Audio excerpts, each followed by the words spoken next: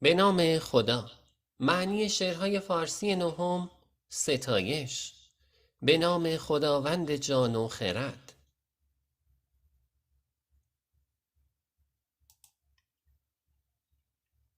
قبل از شروع درس در صفحه 9 یک بیت شعر داریم.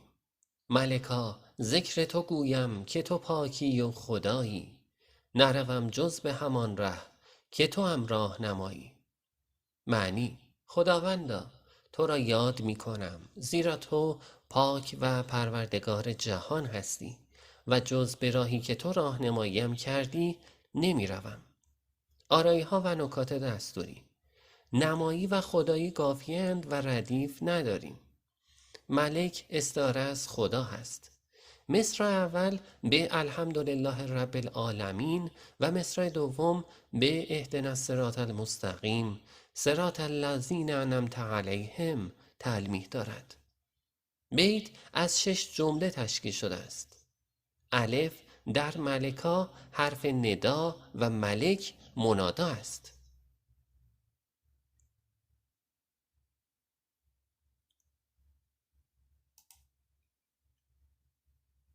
به نام خداوند جان و خرد، که از این برتر اندیشه بر نگذرد.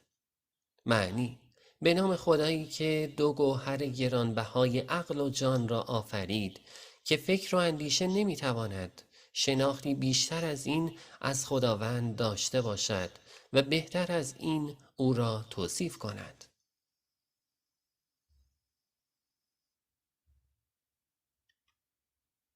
خداوند نام و خداوند جای، خداوند روزیده رهنمای. معنی: خداوند متعال صاحب اسما و صفات و القاب متعدد و آفریننده جا و مکان، یعنی عالم هستی است. اوست که روزی دهنده موجودات عالم و هدایت کننده آنهاست. آرایه ها و نکات دستوری: جای و رهنمای گافیند و ردیف نداریم. آرایه تکرار در واژه خداوند. در حدیثی اسمای الهی 99 مورد ذکر شده است. ان الله تسعة و تسعین اسما. و در دعای جوشن کبیر کتاب مفاتیح الجنان شیخ عباس قمی 1001 اسم و صفت الهی آمده است. روزیده اشاره به صفت رزاق بودن الهی است. هو الرزاق. رهنمای اشاره به هدایتگری خداوند است. والله یهدی من یشاء.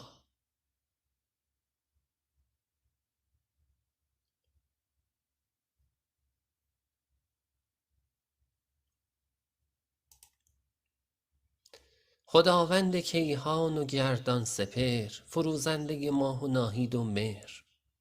معنی: خداوندی که سیاره زحل و آسمان و فلک را آفرید و در آن ماه و سیاره زهره و خورشید را قرار داد.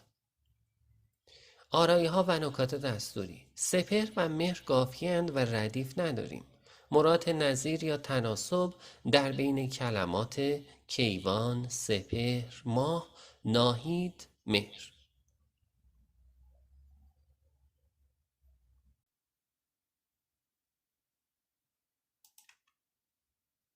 به بینندگان آفریننده را، نبینی مرنجان دو بیننده را. معنی: تلاش برای دیدن خداوند کار بیهوده است و این کار جز آزردن و رنجاندن چشمها ثمری ندارد. آرایه ها و نکات دستوری: آفریننده و بیننده گافیند و را ردیف است. فردوسی در این بیت به یکی از عقاید مهم اهل تشیع اشاره کرده است که وجود خداوند متعال با چشم و وجود مادی قابل درک نیست. لا تدرک